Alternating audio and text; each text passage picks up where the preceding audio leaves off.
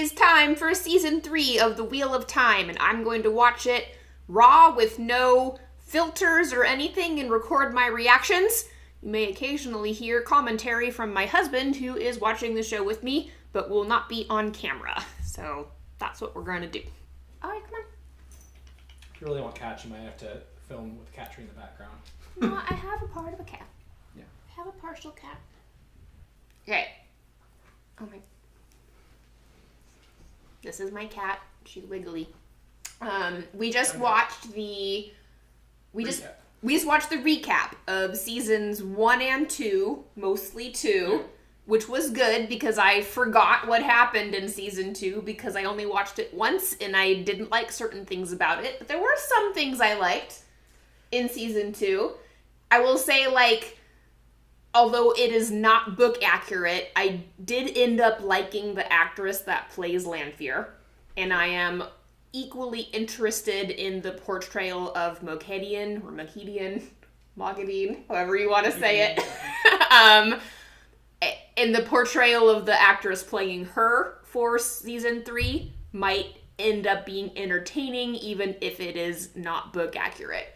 However, I was reminded how much I hate Randall Thor as a character in the TV show from the recap of season 2, and also how stupid Moraine is and how illogical the magic system is and what the characters are doing with it. I remember Egwene breaking herself out of the Adam, and I remember her holding up a shield for Ishamael, who, for some reason couldn't break through a novice's shield, which doesn't make any sense. And Moraine doing things on the beach from a great distance away from the tower with no rhyme and reason for why that should work. And then the giant dragon at the end that comes over all of the characters, which my husband pointed out to me yesterday. They're still running with that theme on the Amazon Prime website of who is the dragon, and then showing the cast of quote-unquote possibilities, which is just... That might have been because I was looking at the first season. Doesn't matter. It's stupid, and I don't like it. Still so bad. Yes, and I watched the trailer for season 3. I didn't comment on it. My husband did not. And for those of you who don't know, you won't see him because he doesn't want to be on camera, but I did marry him. Well, I dated him because he had a complete set of The Wheel of Time. So we are a good group to do the review of season 3. Anything else you want to say about the recap? So many things were stupid in season 2. So many things. I'm going to try to keep an open mind.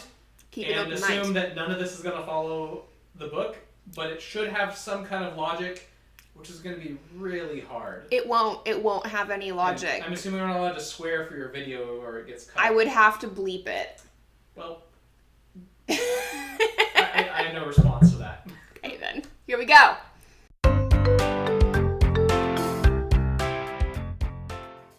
Alright, I need my pink elephant wine for this. It's got an elephant on it.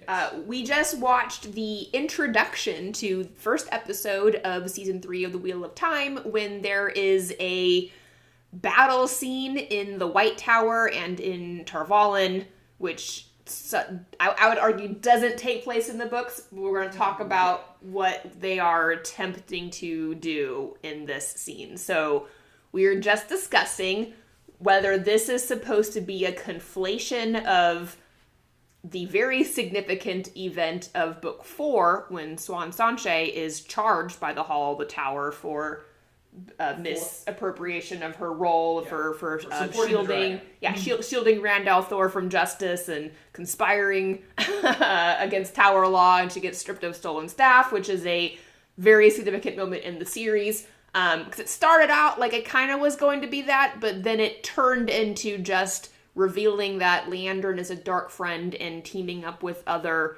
Aes Sedai to flee the tower. Now, the number of Aes Sedai that were apparently part of the Hall of the Tower in that scene, not accurate to the books at all, but there is in book 3 when the 13 dark friend Aes Sedai do flee the tower, and the main characters, Egwene and Nynaeve, go off and chase them.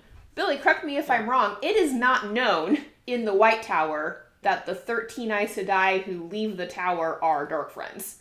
Correct. No They one are this, is like, officially Red knows Aja that. Who are, going rogue. Yeah. And this really kind of blew the whole Black Aja mystique Yes. of, do they even exist? Yes. How many are there? Yes. Who could it be? Yes. Instead, they just blew everything up. The whole point of Dark Friends is that they're secret, kind of a clandestine group of, we've sworn our souls to the shadow, but we look like everybody else. And no one knows how many there are, and some people doubt that they even exist, especially among Aes Sedai. And it does turn out by the end of the book that, like, the percentages in the general population is, like, I don't know, 3%.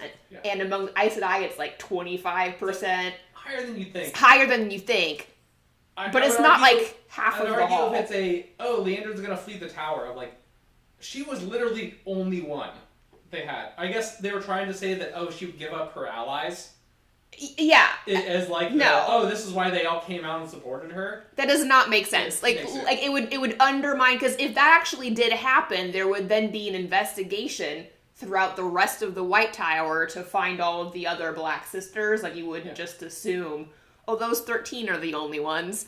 And like I said, in the books, I don't think that everyone knows that those 13 were Black Aja. I want to say it's, They had, like, whole cells and everything, too. No, I know, but I'm just trying to remember, because it's been a while since I read the third book. When Egwene and Elaine and Nynaeve chase after the Black Sisters, who gives them that order? It's the Amyrlin, right? Like, she suspects that they are Black Aja and sends them. She sends them after the Black Aja secretly to go capture them. I'm pretty sure that's what happens, and no one else knows. And there was a murder in the tower. By it was a dead body, like a gray man was found, but it was like hushed up. There was not a battle sequence of any kind. In other words, all the Aes Sedai are meant to be like intrigue and who's on the side, and this would just full on throw fireballs everywhere type. Which, again, can work for TV. Just the logical. I mean, that does happen when the Amyrlin Seat is stripped of the stolen staff. At least the warders turn on each other. I don't think the Aes Sedai do. Oh, yeah. I don't think the Aes Sedai, I think it comes close to it. It comes close to Aes Sedai turning on Aes Sedai, but there's like a big deal made of how, like, awful that would be, but the warders do turn on each other, because Gawain kills. I think it's something along the lines of they're not supposed to be able to use the one power except in the last defense of their life. It's also custom. In custom. Yeah. But it was a bit of a, like, sort of like someone actually binding of them attacking each other directly that way. Yeah. Unless they're actively being attacked. Yeah. Yeah, so anyway, I'm not opposed to TV shows adding, like, more intrigue, more mystery, more action scenes, but I don't know. I don't feel like this scene was as... This felt extremely forced. It felt forced. No character development. Felt forced, and it felt gratuitous, and because we don't know how the magic works, in the TV show... Like, there wasn't like oh my gosh, she almost won, or this one's holding off that one, or I'm interested in this matchup. Like, none of that. Alana and her two warders taking on the, 6 or 7 of yes, them. Alana, who because... just stole all the most powerful artifacts. Right. Oh, they have, yes. So, like, the 6 or 7 of them, I had to go back and count, but there were the Aes Sedai, who are the Black Ajas that, revealed themselves and then ran away, are confronted by Alana and her two warders, and she manages to hold them all off, excuse me, and kill Leandrin, and then the Amyrlin can, barely hold off rocks from falling on her. Yeah. Two people are able to shield the Amyrlin, easily. Yeah. Maybe they were linked, I don't know. Nothing against this point. Even then, it's meant to be really hard to shield someone who's actively holding. And the Amyrlin was one of the most powerful Aes Sedai before Egwene, Elaine, and Nynaeve. Yeah. Their whole degrees of power is just way off. I can appreciate some of the they got them by surprise as a very solid. That's how you won. Yeah. But their power dynamics were all over the place. But I really dislike the Dark Friends coming out and being like, hey, we're Dark Friends, and then running off to do whatever. I feel like it was much scarier in the books when you had no idea which Aes Sedai were Dark Friends and which were not, and there were a lot of surprises as to who was by the end of the series. And that was meant to be a constant tension throughout the book. Yes. Of here's all these Aes Sedai.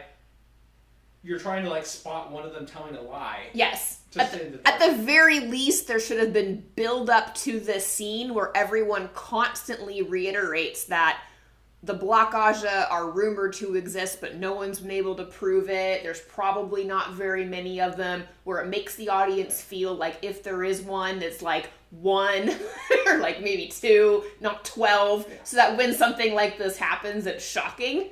Because, like, I watched this and I was like, Yeah. Or, I don't know. But my biggest logical issue, like, looking back on their battle scene was Liandrin calls all of her fellow Black Aja to, come fight. They get up, leave the other sitters to their backs to go to the center of the room. Right. What is the correct course of action in fighting this? You stab your neighbors. Yes, thank you. I mean, like, that's not exactly good, but tactically, that would have been the right response to kill the people next to you, and then you own the room. Yes. Instead of, we're going to go into the center of the room. Or, how about this? Knowing that Liandrin betrayed Nynaeve and that Nynaeve did not die, Liandrin doesn't bother to go into the Hall of Tower at all. Yeah. Like, why would you go to allow yourself to be tried? Like, I guess because, again, they knew this was going to happen, but they tactically did it poorly. I mean, I was okay with the idea of, like, some of the other Red Sitters were, like, not actually Black Aja. Yeah, that was implied. But yeah, the whole, like, tactical situation in the They're not very smart. Was just stupid. Yeah. I mean, yeah. And again, people are allowed to be stupid in all these, but these are meant to be, like, super crafty, insidious dark friends. Yes. And you would think at least one of them would have been along the lines of, I'm not going to stand up with the rest, and I'm going to stab all the other people in the back. Because they're the only ones who know. I'm glad you're telling me what your tactical approach would be, so that we can watch out for that. Yes. In the future. All right, we're gonna watch the intro and a little bit more of the show.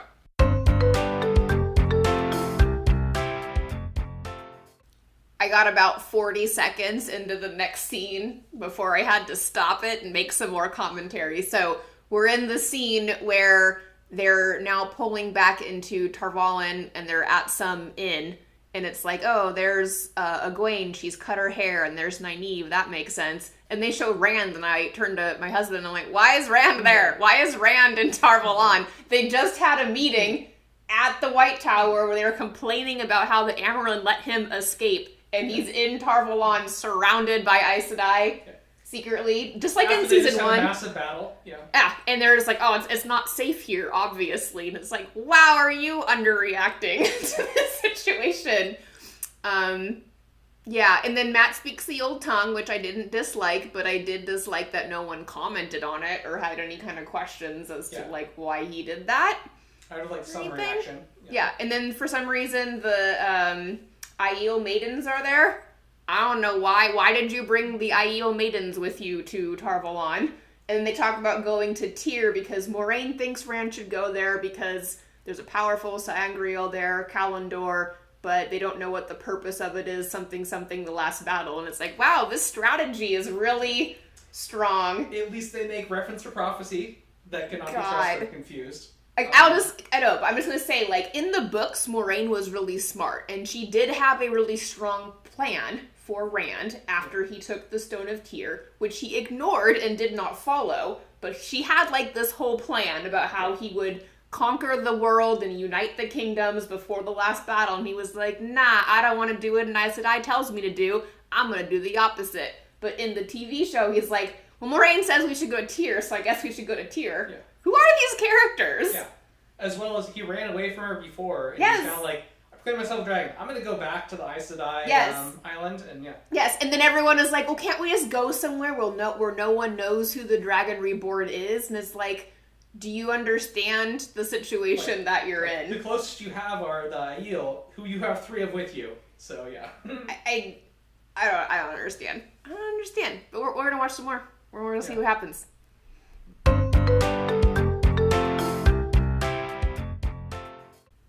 Okay, so then immediately after the scene where Moraine says, all of you stay here and don't bring your weapons out and keep a low profile because this is a very dangerous place, as soon as she leaves, everyone leaves to go, what did they say they're going to do? I don't know, get a drink, gambling. We're gonna go out. And then the Aiel maidens follow them, and there is a dialogue scene between Rand and Avienda, and I think it's Bane and Chiad, that are with her, which actually isn't bad. Like, it's not dialogue from the books, but in terms of we know nothing about these people because they've cut whole swaths of the story up until this point, and we know that if this is the Shadow Rising, that Ruidian is going to be coming up at some point in this season. This was a good level set for who Rand is to these girls and why they're there. There's a little bit of flirtation between Rand and Avienda, which I didn't hate. Yeah. It was all right. So I'll give that dialogue scene fine. It was fine. Yeah. It accomplished the thing. Yeah. I liked it okay.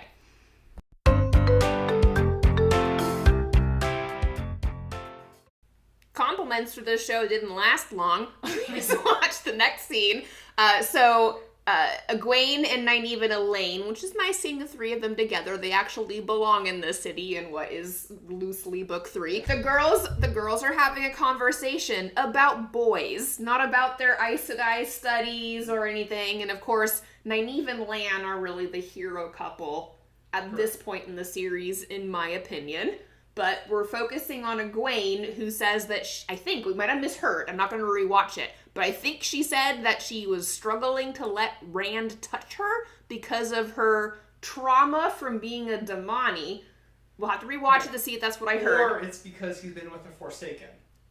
I don't think she knows that. So, anyway, she and Rand are still together, sort of, but not hooking up the way that they were in season 1, which of course in the books they were not physical at all. They were just betrothed young people from a small village. But like, this would be a much more harrowing way for them to break up than in the books, where they just kind of like grew apart and decided they had different goals. So anyway, then we transition to the boys, which is, again, nice seeing them together. They don't belong in this city.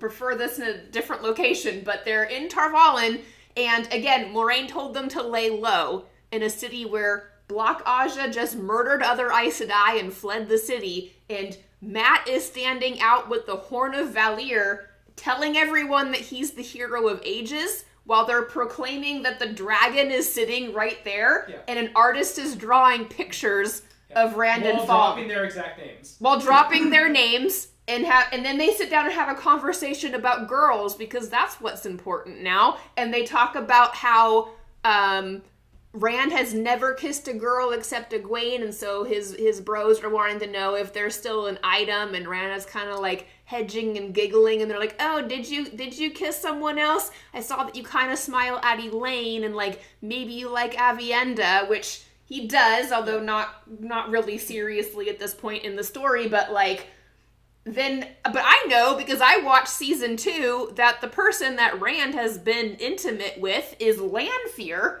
in the TV show version of this story, not in the books. And his giggling and blushing is ludicrous, because the last time he saw her, she was beheaded by Moraine and then came back to life as a vampire and chased them through the woods. Did I remember that incorrectly? That happened. That happened. As dream sequences. As well as dream sequences where she was like torturing him on the wheel and trying to get him to commit his soul to the Dark One. But apparently now they're just like giggle friends, and he's like, giggling like, Lanfear. I was with another pretty woman. She's so amazing. Pretty.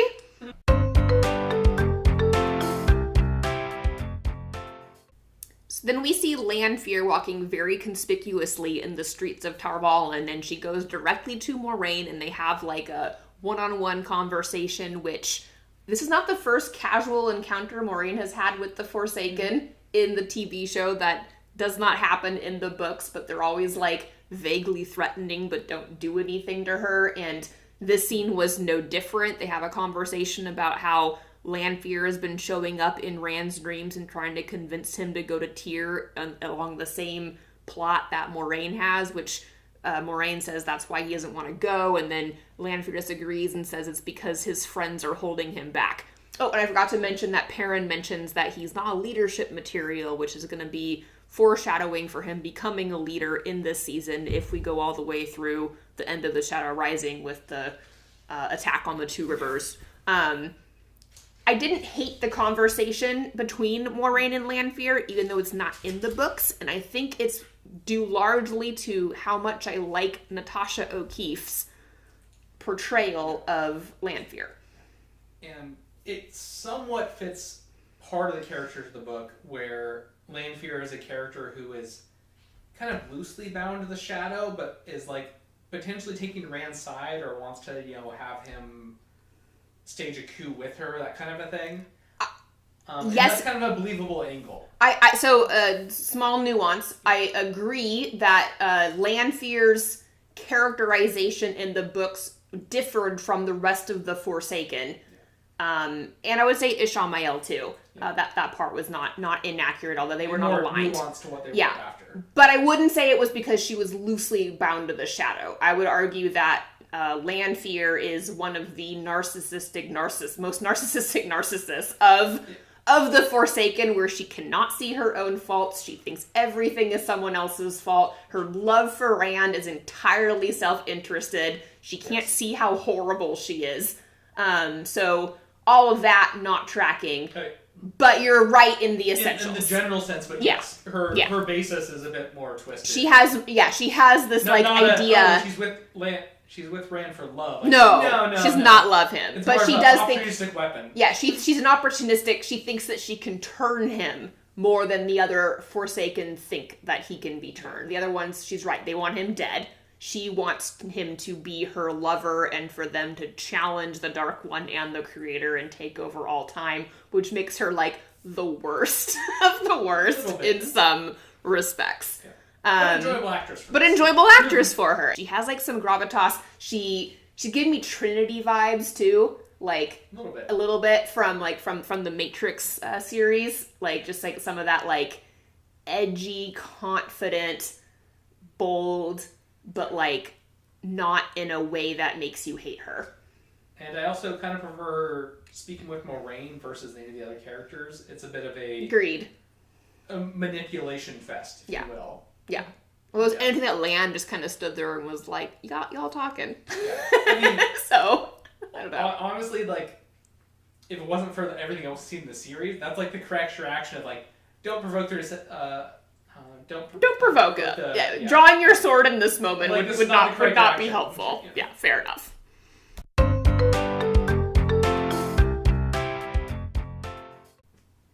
My husband is getting annoyed by how often I'm stopping this to make comments, but I have to make comments. What was the scene I wanted to comment on? Oh, go get your Malkiri sword, because if Lanfear does something we don't like, we'll kill her. We just talked about how it would be dumb for Lan to bother trying to attack Lanfear in that moment with the sword, and then immediately after we have that conversation about how that was like a smart choice in the scripting, they immediately did the thing with, as well as alluding to some MacGuffin Malkiri blade that will help him. The Malkiri blade will kill the Forsaken because it has special powers against the Forsaken. Maybe, but he leaves that sword in the tower, not on him. So, I guess for reasons. Was Lan's blade a power rot blade in the books? I can't remember.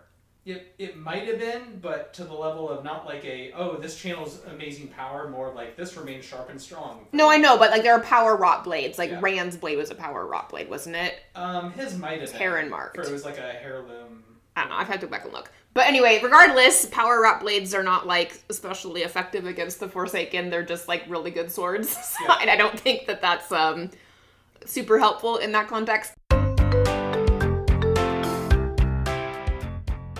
Then we switch over to a conversation between Egwene, Elaine, and Nynaeve, where they're chatting, and the Amyrlin comes and has the opposite conversation with them that she does in the books. So in the books at this point, the Amyrlin chooses to send the girls after the Forsaken, despite that they're only half-trained.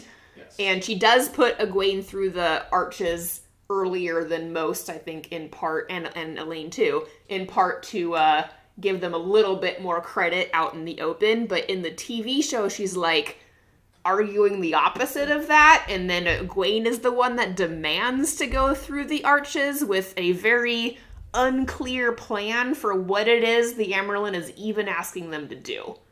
Did I get that wrong? No, that's pretty accurate. Mentioned like they need to come back. You can't leave the city without a ring. So it kind of implies that like, oh, you come back, and Egwene's response was like, okay, I'll take the test immediately, get the ring, and then leave. I guess. And like Egwene's whole character arc in the book is that she wants to learn everything possible. Like that's her whole shtick. She's the one that really wants to go to the White Tower in the Eye of the World, who wants to stay there as long as possible, who then switch sides to become a Aiel Wise One and then goes back to the tower. Like she's the one that wants to do all of the educated learning. Yeah. It's Nynaeve that's the one that's kind of like, half in, half out about becoming an Aes Sedai. She's very much anti the Aes Sedai and their games, etc. The manipulation, because Nynaeve is very upfront and kind of dislikes the duplicitousness of Aes Sedai culture. And then Elaine, of course, is the kind of in the middle between them because she's political, but she's polite and diplomatic and has a different... but she has politics behind her. Yes, understanding of the function of politics. So... Anyway, none of these characters feel like themselves in the story, and I don't know what the Amyrlin is asking them to do, because in the previous scene, they just said that they have no idea where the 13, or however many there were, Black Aja, where they went. We know they went to the docks, and theoretically, if the fishmongers are talking to the whatever about where everyone is going, they could, find out by asking what boat they went on and where the boat was bound, but I guess no one thought to do that in the City of Spies. They have no idea where they are, but the Amyrlin is going to send the girls, possibly, to go chase them, maybe. We'll give that a maybe. That's a maybe. We don't know yet. There's a lot of canon they're skipping over, so I'm not going to assume that at all. Yeah. All right. Well, anyway, we're going to watch Egwene go through the arches now.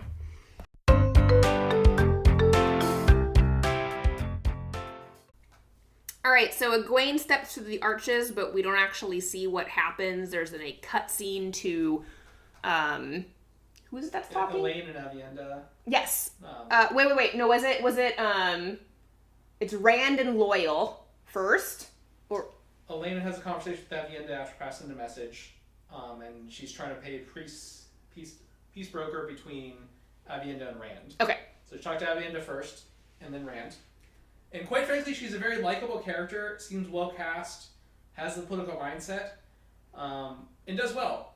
But it's also very jarring because this is like the first time we've ever seen her interact with Rand. Yes. Okay, so they skipped the whole Rand meeting Elaine scene that happens in the books. So this is the first time they meet is when he sees her when he's like dying in Falm and she's healing him at the very last episode at the end of season 2. Which is not a skill. Healing is not a skill that Elaine has. But they have her heal Rand instead of Nynaeve for some reason. Oh, no, we skipped Nynaeve having a conversation with Lan. That was the one that happens first. So Egwene goes to the arches, Nynaeve and Lan have a conversation, and I'm not surprised that you forgot it because it was really boring. Because Lan and Nynaeve are really boring in this TV show, and neither one of them is at all like the characters in the book. Like, other than Nynaeve being annoyingly obstinate, she is, like, emotional, directionless, has no power or knowledge or confidence in the TV show. So she just comes off as, like, a frustrated woman out of her depths. That's, like, the way I would paint her in the TV show. And Lan, although I really like this actor, which can kind of, like, make me like the version of this character that he's playing separately from the books, Lan is nothing like the character he is in the books. I would say that Lan in the books is a lot more like Gerard or Geralt in The Witcher. Yes. Like they're similar in style of like standoffish. But yeah. Has empathy, but it's like so deep inside that you like don't know it's there, and is like stone-faced and almost like, I wouldn't call it toxic masculinity, but like masculine to the point where it becomes brittle because of how unrelenting it is. If he talked about it, it would be toxic. Yeah. And when he meets Nynaeve, she softens him a bit, and that throws him into kind of like a discombobulation, because he thought that his purpose in life of like, live by the sword, die by the sword, save Moiraine until he gives his life to the Shadow was like his purpose, and then he meets her and gets like the second wind and desire to maybe love someone. But none of that is in the TV show. It feels wildly different. The book, he's much more the type of, oh, look, I had some emotions towards her. I'm gonna go practice sword form. Yeah, because I don't like having these emotions. They're confusing. Kind of story. And I miss that. I liked that about Lan. Like, they were kind of my favorite couple in the series. So okay with just, like, I'm not opposed to them changing some of it. Just their dynamic. It's really different. It's not meshing at all. But the thing I think is sad about it is, like, the original story is intentionally political and is intentionally a commentary on men and women and the dynamics between men and women. And Lan represented a kind of masculine energy that is completely missing in the TV show. And I think that that's a loss. And Nynaeve was representative of also a type of feminine energy that is missing in the TV show. So I don't love the loss of that. I feel like something was missed in the reimagination of these characters. Yeah. I mean, that's kind of a lot of what they're missing in this series in general, where they intentionally, like, axed out all the gender-specific things. Yeah. Which was a large part of the plot of the story. The whole reason that Robert Jordan wrote the story was to provide the commentary on an imagination of a fantasy world in which there is equality between the genders, but the way that equality looks is different in different cultures. Yeah. And so you have to, like, grapple with all of these, like, different versions of it.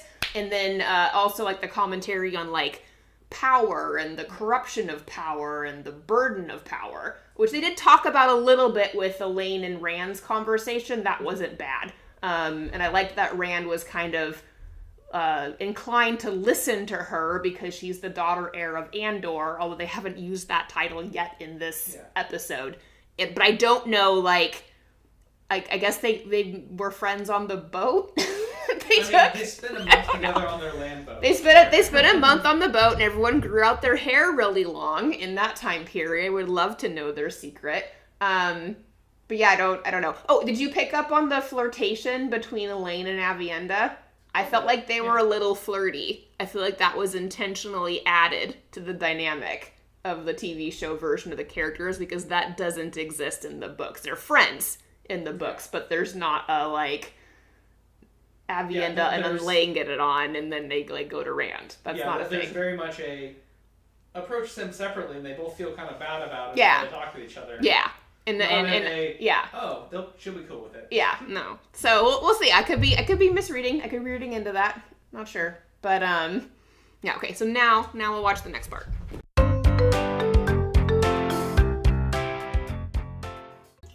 Okay, my husband refilled my wine so I can get through another 30 minutes of this episode because my God, it is long, or it feels really long. Maybe just because we're pausing it constantly. But okay, so there were three more scenes. So Egwene. Exit from the rings. Don't tell me it's a commentary yet. Just want to name the scenes. So Egwene in the rings, and then the outplay of that. There was Rand talking to Moiraine about the plan in Tyr, and then the scene with Lan and Nynaeve. Okay, so we'll do Egwene in the rings first. So Egwene, we only see one of her visions. We don't see all three, which was good actually, because I think it'd be boring to see all three. Correct. They're not the same as in the books. In the books, there's the what was, what is, and what will be. And in Egwene's book version of the trials, she is married to Rand in what was. She betrays him in what is, and then she tries to rescue him in the third version when she's the Amerlin seat and he's about to be turned to the shadow. But the important thing about Egwene's trials in the books is that she has the dream terangrial that Vurin gave her because she's a dreamer, and they just, like, didn't include that in anything right now. So I don't know if they're going to introduce that later. I assume so, but as of right now, that is not a thing that we know about Egwene. She does not have any foreshadowing of dreamer abilities at all. I don't think. Right? No, I don't think it's shown anything like that. And if anything, they just, like, went straight to like the very simplistic view of, you know what, she's gonna have to go against Rand at some point, maybe. Yeah. He goes insane. Which I didn't hate, because I think it is good. It is good to remind the audience that this main character is supposed to go mad, and that will create a conflict for these characters in the future who are supportive of him. What I didn't like, actually, was her conversation earlier where she said, like, I would never go against Rand, even if he goes mad. It's like, you would, though. Like, if, like, you know, no offense, Billy, but, like, if you went crazy to the point where you had, like powers that could kill me, I would probably do something to try to, like, rein you in. Understandable. from that. And I assume vice versa, like, you know, in our day and age, there are medical procedures for this. You can take antipsychotics and you know, get that under control. But in the Wheel of Time, they don't have any of that. So there is a real danger of a person who can wield the one power killing everyone that they love. They might need to have a power wrought straitjacket. Yeah, and if anything, they have not played up enough that Rand should be freaking out about this, because in the books we see him freak out about that like pretty much constantly. Especially in like the second book when he's still really nice. But yeah, like he's concerned about it. That's more of the wedge of less of his friends leaving him and more of him leaving them. Correct. Yeah, he tries to protect them from himself by, like, you know, trying to white fang them in a in a like, get away from me, I will hurt you kind of moment. So and his friends are being super like friendly with him still, even though they know he's the Dragon Reborn, and that didn't happen in the books. Yeah, no. Like, they didn't directly turn on him, but they were not really supportive. There was some distancing. There was distancing, which I thought was realistic, even though it's depressing, because like the emotional neglect and the burden of that, while also trying to be the Dragon Reborn and take on a bunch of nations and deal with all the politics and everything, was like driving Rand mad faster than the power was, arguably. The Dragon Reborn is meant to be a very divisive character. Yes. Kind of and this is definitely not one-to-one, but it's kind of like, he's the devil, or he's Jesus, or he's both, and it depends on his mood. And that's a very odd place to be in. I'm actually glad you bring that up, because that's something that's been missing from the TV show entirely, is the way the world in the present age thinks about the Dragon Reborn versus how the dragon was thought about in the Age of Legends, because the Lord of the Morning was the savior of the world in the Age of Legends, and then when he went, like, he fought the Forsaken when no one else would. He took on the Shadow and like defeated the Dark One. Like, the dragon was a hero in the Age of Legends, but then over time, with the passing of Myth and his, you know, going mad and breaking the world and all of the misinformation and disinformation and the Dark Friends and all of that has now become a figure of fear that everyone thinks is the devil is going to come back and destroy them, where it's like just as bad of a thing to happen as the Dark One himself breaking free. And we haven't really gotten a sense of that in the TV show in the same way. They really haven't explained like that at all. Yeah, so that is missing.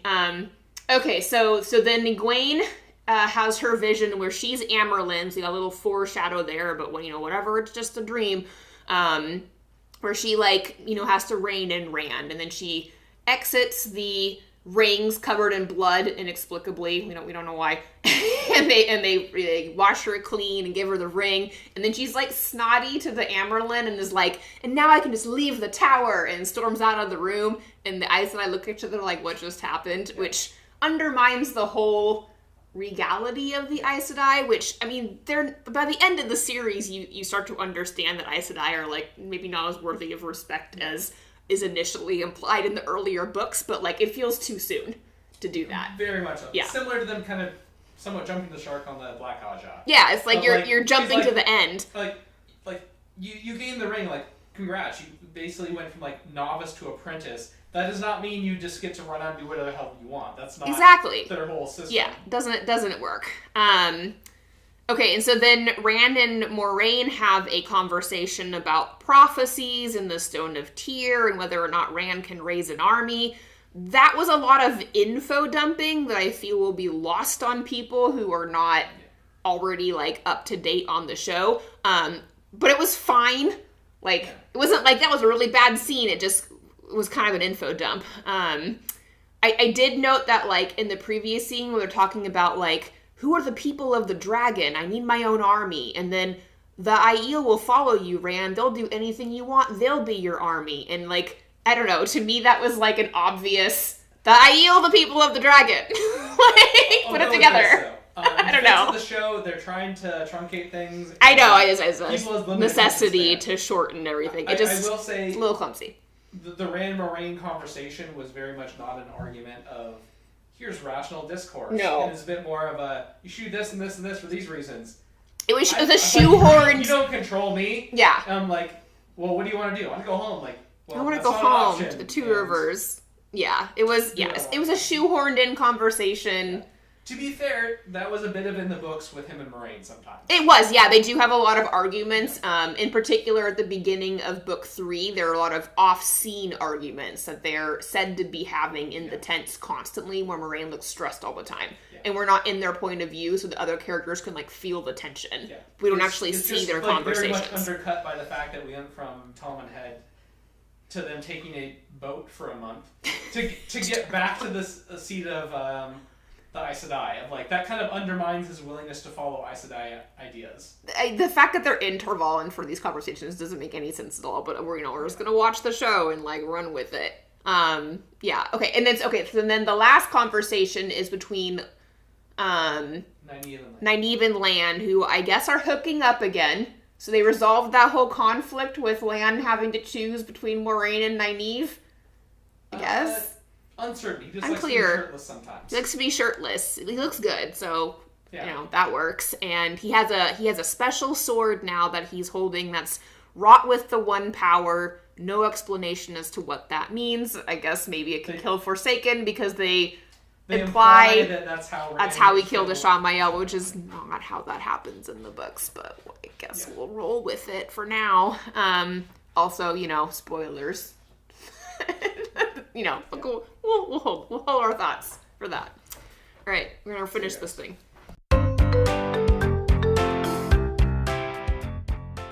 All right, so we did not end sexy scenes with Nynaeve and Lan, I guess unsurprisingly for what the show is. So they were just starting with her. They're just getting started. Getting started. So Elaine is shown doing shots with the boys, which is not in character. My husband said, no, that does happen at some point in the books where she gets drunk. And I said, yes, in the 5th book, she goes and she listens to Tom Maryland playing and doing his thing in the taverns, and she drinks too much and then remembers that he used to, date her mom, or was her mom's lover, and then and pulls his mustache, and then she goes and talks to Nynaeve, who recognizes that she's drunk and chastises her and puts her head in a bucket.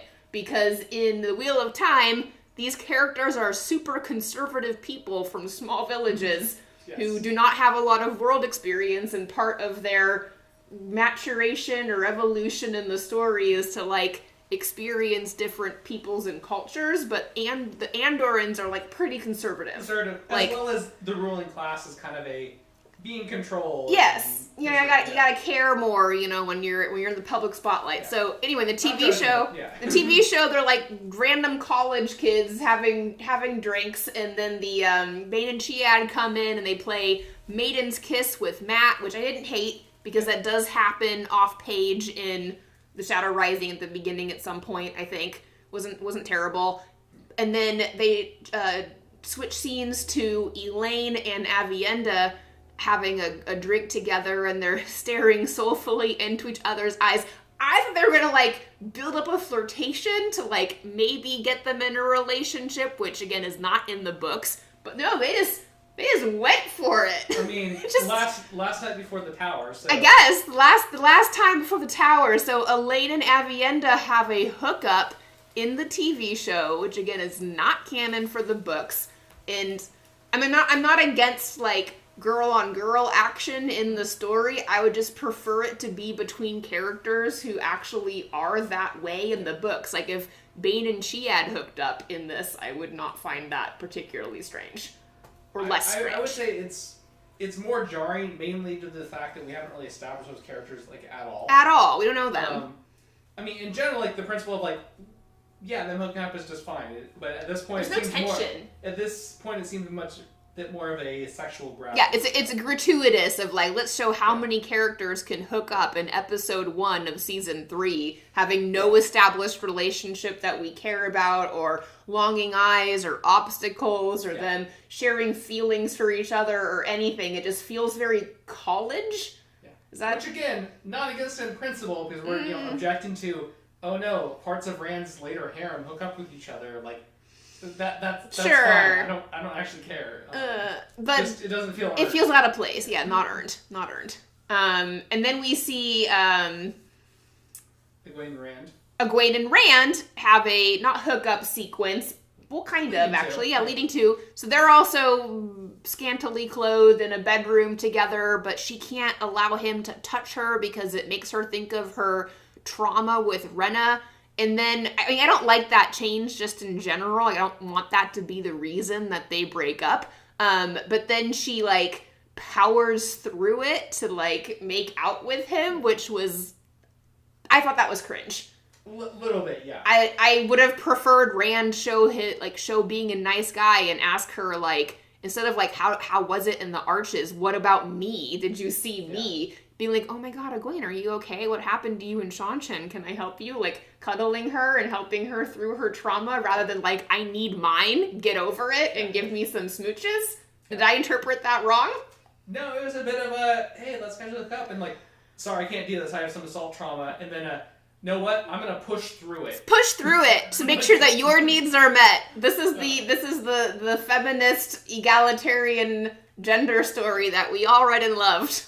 The Wheel of Time. So, right? Yeah.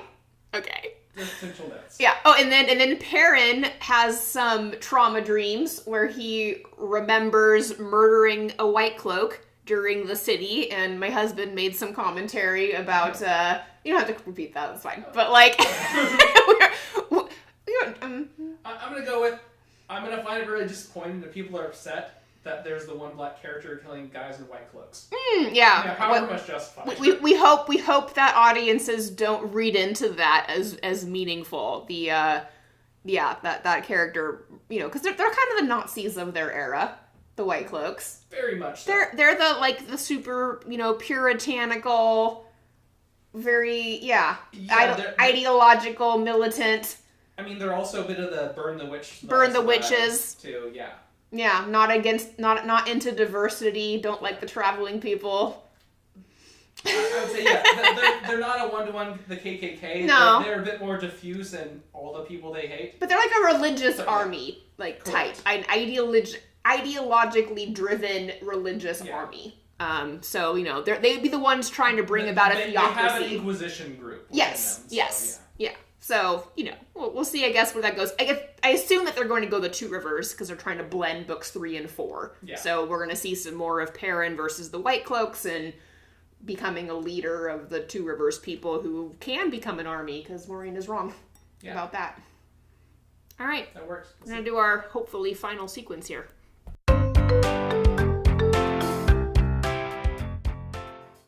Okay, last sequence. So there is a scene where Matt is talking to Nynaeve about speaking the Old Tongue and how he is having visions or dreams of what I presume to be battles from the past, because, he hasn't been through the Terangrial yet. Yeah, they're setting up for whatever Ishamael did to him, plus the horn. Or maybe his Manetheren blood, or who knows, all the things. They have Ishamael do something to him. But yes, I recall that, and I do think that him getting the spear from that scene was supposed to replace the Elfin and the Aeflin, which is disappointing because that's one of my favorite sequences. I enjoy them, but I understand that they're skipping through things.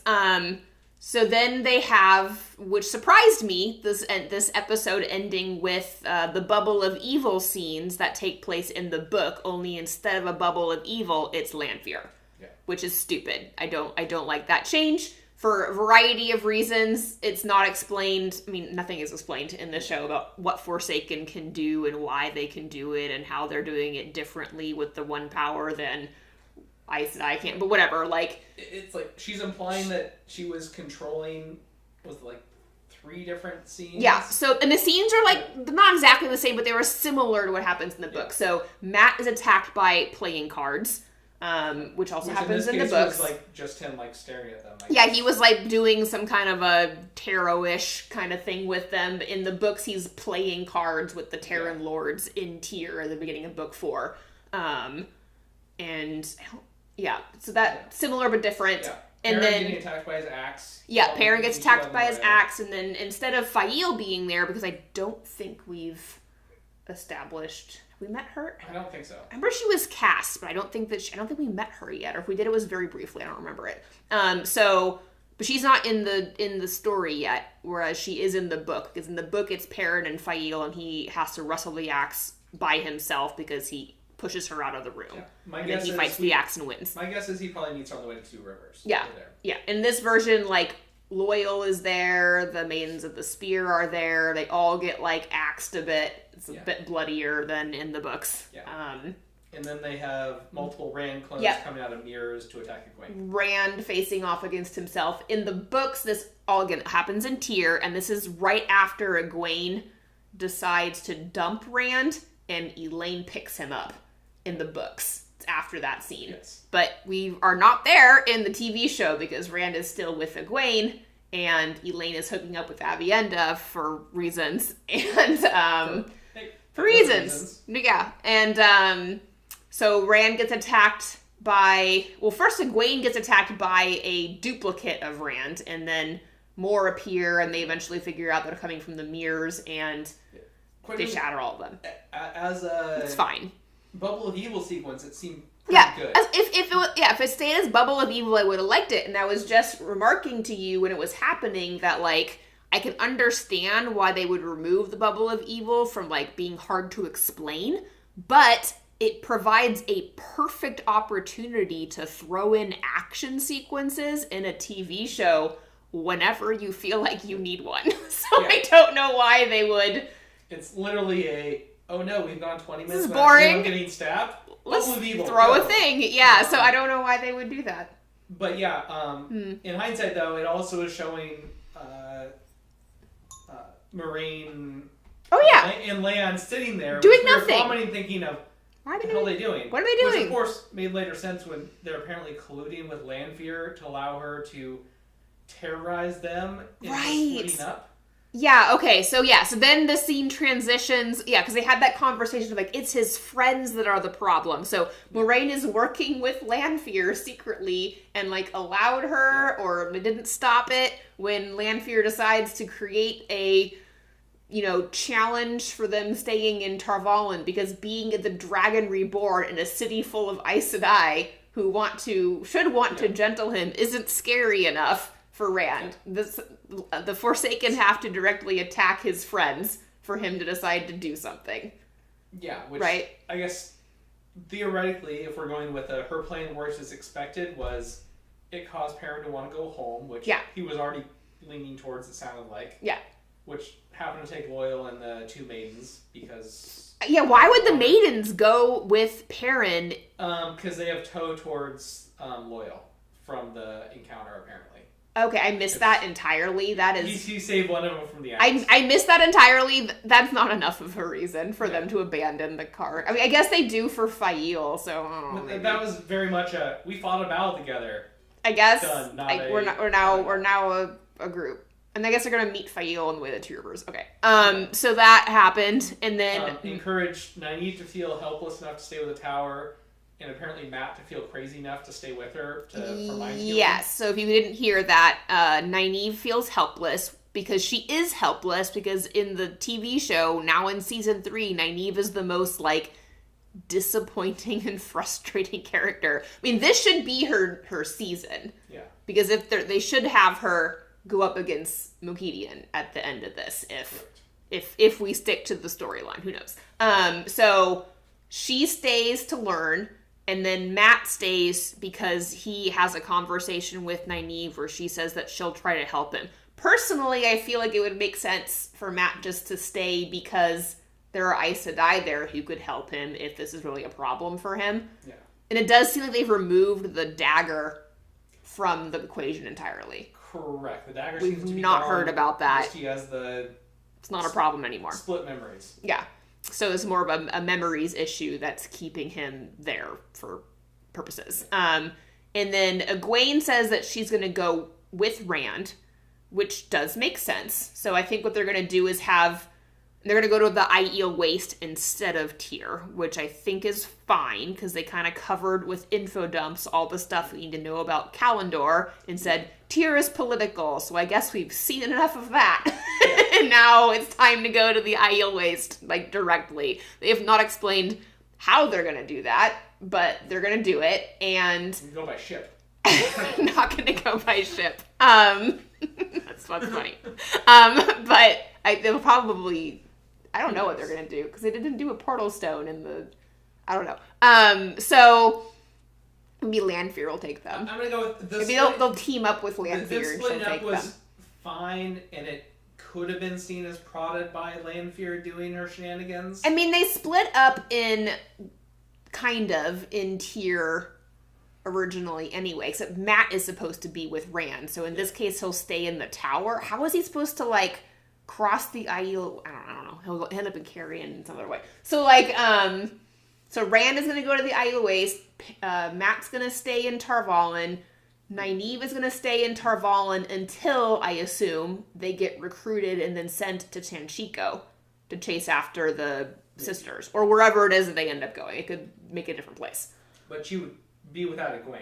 So yeah, but she always was. Egwene never went to Tanchico. Elaine and Nynaeve split from Egwene in Tyr because Egwene decides to go to the Aiel Waste to meet the Wise Ones in order to learn dream walking. Gotcha. Which is not what's happening in the TV show, but imagine she'll still meet the Aiel Wise Ones and still learn dream walking. That fits, close enough. Giving them some of the benefit of the doubt of, okay, they're modifying plot lines and it kind of... I think the colluding with Lanfear is unforgivable. Fairly That's major really plot dumb. difference. Lanfear was doing these things and later informed Moraine, hi, I fixed this, right? That would have been better. As opposed to Moraine working with her on this. That would have been better, except it then positions Moraine as being dumb again. And she has that problem constantly as the main character of The Wheel of Time, the TV show, played by the, wonderful Rosamund Pike. But, I don't love it. Also, where is Tom? We saw him taking on some fades a long time back. Okay, so and they never reunited like they do in book 2. In I imagine that Matt will run into him in Tarvalin then, like he does in book 3. Yeah, if they resurrect his character, yes. If he's here at all, because who knows? I don't think. Did Moraine even meet him? No. I don't think so. No. No, I think only Rand and Matt met him. Yeah, which is kind of regrettable because in the books, the secret Tom Moraine attraction was one of my favorite pairings that you don't realize is a pairing until much later. But they have like a good chemistry in the off-page sequences of the Shadow Rising early chapters, where they're like manipulating people together. Like he's the Grey Fox and she's the Aes Sedai, and they're like manipulating Terran lores to do what is in the benefit of Rand without him realizing they're doing all that. It's a great off-page thing that's happening. I miss it. Yeah, we'll say. Overall, episode 1 felt like they did like a hard reset of like, oh, everyone was over here doing all these things. Yeah, they're repositioning in different areas. We don't really want to do different scenes and locations. Mm-hmm. We're playing all of them back in Tarvalin. Yeah, probably to save on set design, which I guess kind of makes sense from a budgetary standpoint, but from a writing logic standpoint, it really doesn't. But okay, it simplified things for users to. Yeah, and to be fair, like again, they're not creating the show for me. Like this is not a show that's being created for the real fans of the series. They are trying to make a fantasy TV show that is like moderately successful for fantasy watchers who are not that critical of what they're watching. Yeah. It'll be interesting to see the reactions from people who are not as familiar with the content, to see whether or not they liked this or thought it was a hashed mess. There's aspects of it are fun. It's hard for me to tell because I'm used to critically thinking on this, and if I was watching with like very little thought and just like in the background, parts of this could be seen like, oh, cool, more action sequences, and they're doing things, and I see all the characters I know. I could deal with less hooking up unearned relationships in episode 1. Yeah. And I could particularly do without that choking, when Rand is trying to reassure Egwene and he like puts his hands on her face, and you actually said, don't do that. No prompting from me. He was like, don't do that. That's triggering for her. She was like assaulted, and I assume you've talked about it and how, she doesn't like her neck being grabbed. And then the first thing he does after they've been attacked by duplicates of homicidal Rands is grab her face. It just feels like, I don't know. I feel like that's a communication gap, and I'm gonna go with not necessarily not his fault, but it could be she maybe not didn't explain of what kind of trauma she has, and if it's explained of people strangling me and you putting your hands around my neck like that doesn't bring me joy. Yeah, it doesn't bring me joy, and I feel like they had to have talked about it because it's been like a month, and she talked about it separately and he talked about it separately. I don't know. I feel like this is kind of a miss on the writer's part on that side. Anyway, there's the scene at the end. The kind of epilogue scene where we are reacquainted with Mohidian, who we saw at the end of season 2, who it's not the same character as the book, but I kind of enjoy it as like a fun super villain with special powers. They've attributed the creation of Greyman to Mohidian, which is not a skill that she has in the books. It's not specific to any one Forsaken. It's fine in terms of like trying to simplify and give each Forsaken like a different scary power. A theme. Sure. She's the spider. She makes spies, I guess, that are like undetectable murder assassins. Like, kind of see it. I think it's fine. She was mainly well known for a lot of compulsion. No, that's Greendale. Greendale is the one who's known for compulsion. Mohidian is known for secrecy and spy network and working everything from a distance. Gotcha. So that's why she ends up being the one to take on the Black Sisters who leave the tower, because she does a lot of her machinations through other people. That's right. She's not herself confront. But I imagine it will be different in the TV show. And then for some reason they have her torturing and turning Jachim Carradine into her little pawn, which was... I don't know what they're going to do with that. Do you think they'll, like, send him to the Two Rivers or something? I assume so. Maybe? For those who cannot tell, that was one of the White Cloaks. One of the White Cloaks. Those after Perrin. In the books, he's a dark friend, and I believe he was Bors in, like, the secret meeting that happens at the prologue of Book 1. You don't learn that for a really long time. And he's one of those dark friends who's, like, middle high in the hierarchy, who thinks he's really important and is doing a lot of machinations and is one of those like deeply awful people but is not like specially powered. Gotcha. Oh, I was thinking of someone else that was originally... Dane Bornhald is the actual White Cloak that shows up in the Two Rivers with Padden Fane, who is... No, but Dane Bornhald's like right hand fanatic.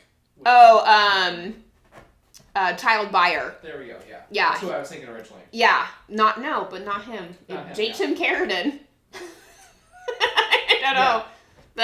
So I guess we'll see what they do with that. I'm not sure why they picked him. Probably doesn't matter. I think they probably think of like the White Cloaks being kind of like interchangeable overall, which... Okay. I imagine anyone who's not even familiar with the books would have no idea who that is. No idea. Yeah, well, we haven't introduced to him. He's just like some random White Cloak that they gave a name from the books, but like, yeah, he's supposedly to be an important guy that we meet later in more detail. He was like, he played a pretty prominent part in the Ibudar sequence much later. But like, he's also a character that tends to do things from the shadow, like several steps removed, so you don't actually know it was him. Correct. Anyway, so that was episode 1 of The Wheel of Time, and we'll just do these one at a time, even though there's 2 more out, so it'll probably be a few days before we watch the next one, because I'm busy tomorrow night watching Arcane with a friend, which will be fun. And then positive reviews on that. I know. And then on Saturday I'm going to the ballet, so it might be Sunday before we do season 2 or episode 2, unless we do it like Saturday morning. TBD. So anyway, thanks for hanging out with us, and we'll see you again for the next episode.